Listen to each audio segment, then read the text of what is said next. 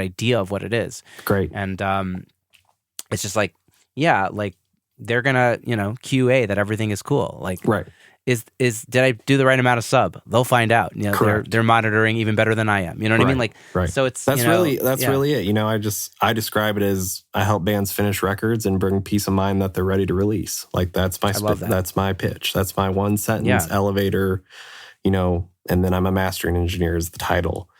But that's what we do as master engineers. Is we just hopefully, if you're working with a good one, we know what records sound like done, and we know we've just done it 10,000 more times than you have, which is not like I'm prideful ego. It just, I don't claim to like go to a drummer and be like, I'm just going to drum as well as somebody who's been drumming for 10 years. Like people have experience. It goes back to the experts in counseling. Like there are people that are experts in the things you don't know how to do. A lot of people don't know how to make records sound really loud, meaning compressed, meaning more loud, more often, consistently making them sound good.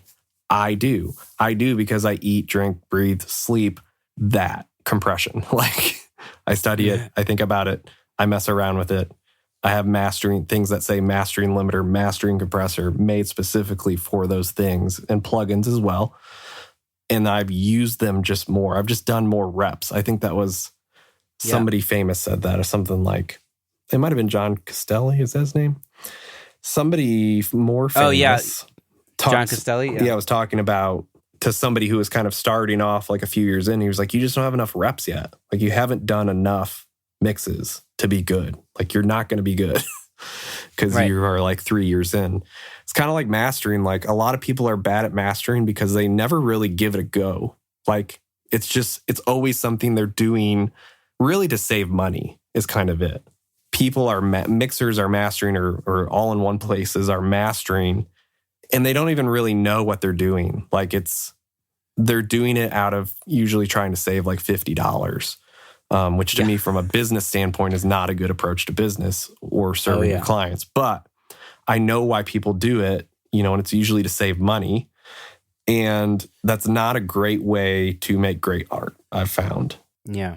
It's not a great way to showcase your art either. You know what I mean? Like, and I've also found too, when people really give mastering a go, like they're like, I'm going to be master engineer. Like I'm actually going to do it. And they give it a go. They do get good. Like, but there's very few people who really want to become obsessed with mastering. Like you're obsessed with mixing or production or bass or podcast or whatever. Like mastering is not something you limp into and expect to be good. It's like, I often think about it's like when I go bowling, I'm terrible at bowling and I get frustrated. I'm like, why am I frustrated? I literally don't bowl.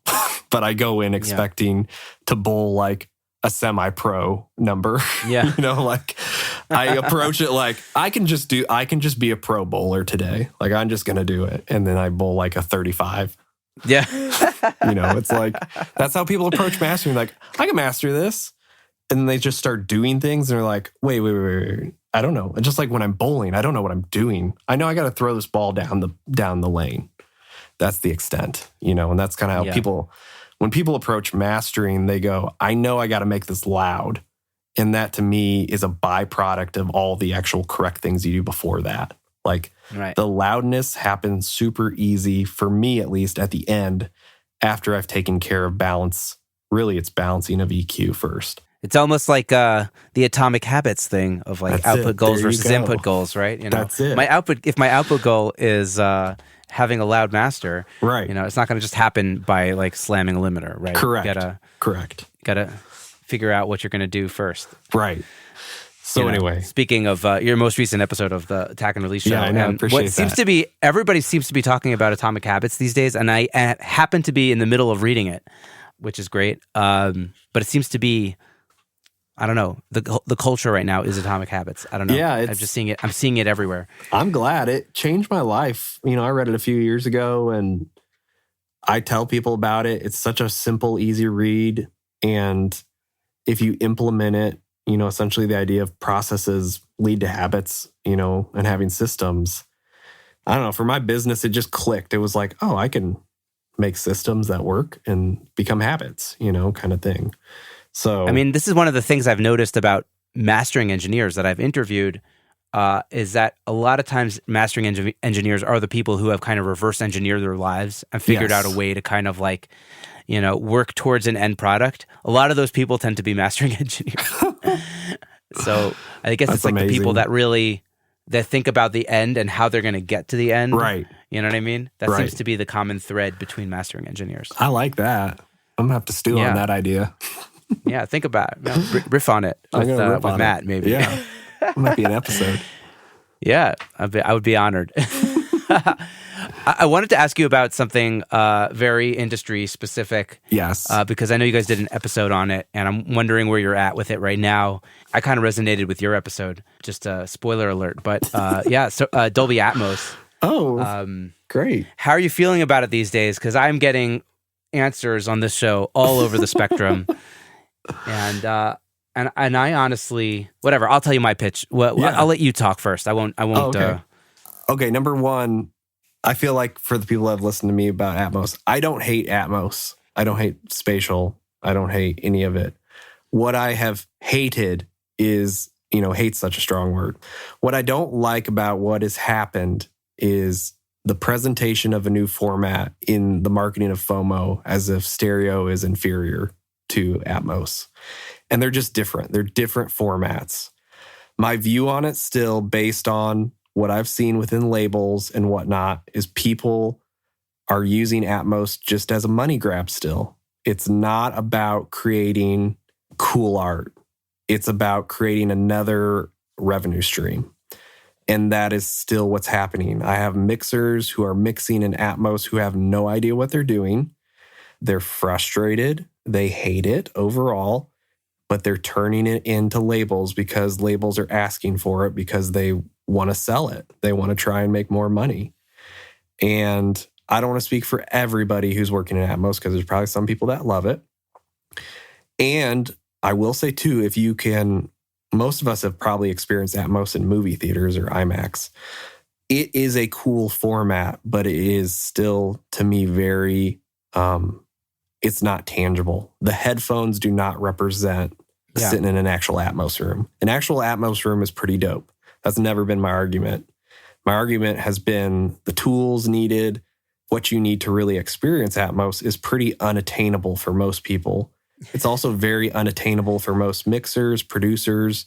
If you're going to really do Atmos right, you need to make Atmos from the start, I think. And that's where I find people are neglecting labels. Labels are basically just going, hey, just take these things that were made for stereo and figure out, just make it Atmos, which most of these mixers are just, they're doing whatever they want because there's no reference. So it's like, right, that's true. Yeah. It's like the early days of the Beatles where, the stereo mixes just completely sounded whack. Right. That's where Atmos is, which is you turn in an Atmos mix, the label reviews it, and they go, I guess this is right. Like, there's no other real catalog of Atmos to be like, well, the guitar actually should be hard left, because in Atmos, it could be anywhere. It could be up, down, left, right, around, moving constantly. I've mixed 3 songs in Atmos. I've worked in it in the format, and it's fine, but I don't find it to be good enough to replace stereo. Now, it might replace stereo long term by accident, because what I'm seeing happening, which all has to do with money, is Atmos is getting their Dolby Atmos onto every brand of like home theater system. Like I was in Costco the other day, and new Sony system has like Dolby built. Like every home theater system they were selling had Dolby Atmos slapped across it.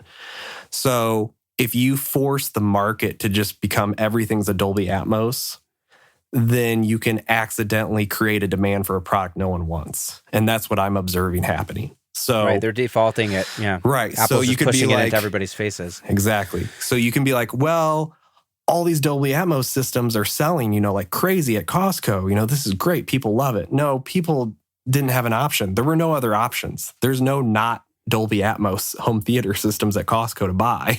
Like it's only that version. So you have consumers buying products. They have no idea what Atmos is.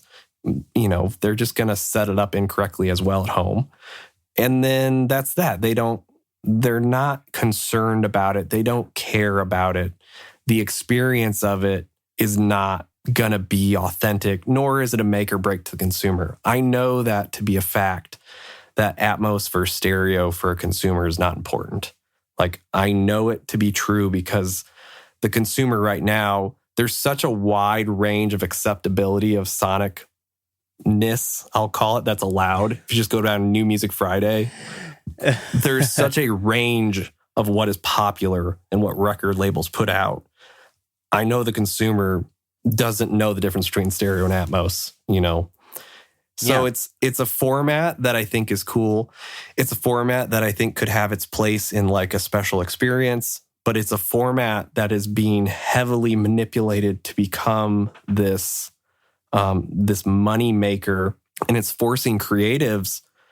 I mean, the amount of people when I say amount, 4 or 5 guys who are living in fear of being like, I think I got to build an Atmos room. I think I just got to bite the bullet. I just got to build it. I just got to do it because labels are starting to ask for it and I don't want to miss out. What needs to happen, I think, is you just have Atmos guys and you have stereo guys. And all the Atmos guys will be like, well, with Atmos, we just fold down into stereo and it sounds great. No, it does not. A stereo fold down from Atmos does not sound as good as what a stereo mixer can do. I know this because I've worked in it. I've folded down my Atmos into stereo, and you could say, well, your Atmos, maybe it sucked, you know, and that's why I didn't fold down. My Atmos sounds pretty good. Sounds good as anybody else's out there, in my opinion. The fold down into stereo, when I hear it, I go, this is just not how I would mix this in stereo. It's not the same. It's not a great stereo mix. I wish we would have from the labels or whoever to go. When you're saying stereo, you mean actual stereo, not binaural, right? Yeah, actual stereo. Yeah, the fold down. Because that's how Atmos is marketing, of like, you only need one mix, which is Atmos. And then from Atmos, you can have your stereo and whatever else you need, the fold down from it. I do not agree with that at all.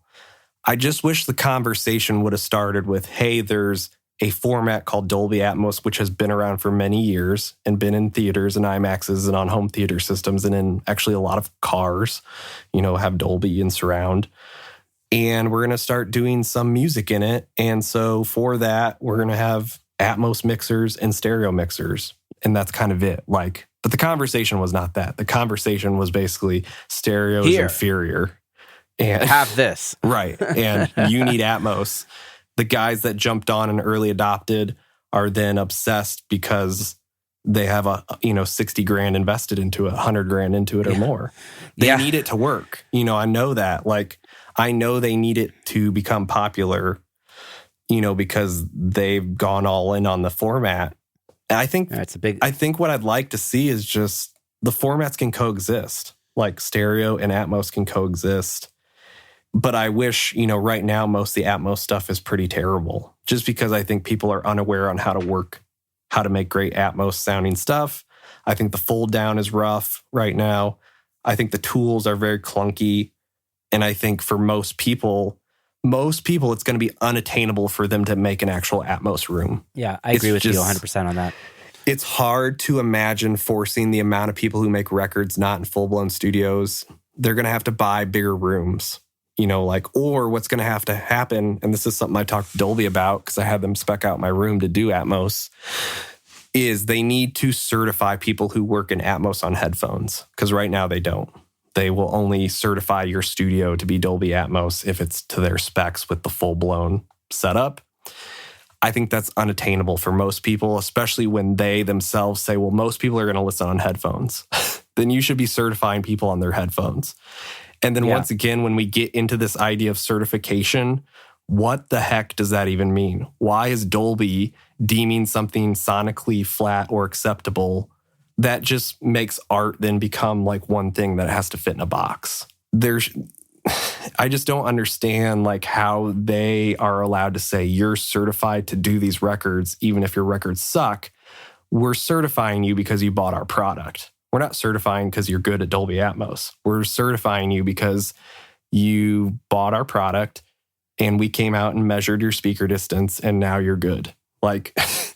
that to me is really bizarre. Yeah. That's a bizarre situation where we are highlighting people's gear essentially over their creative abilities. Because we don't right now judge people, we shouldn't, and it doesn't seem like it. If I want to work in headphones to master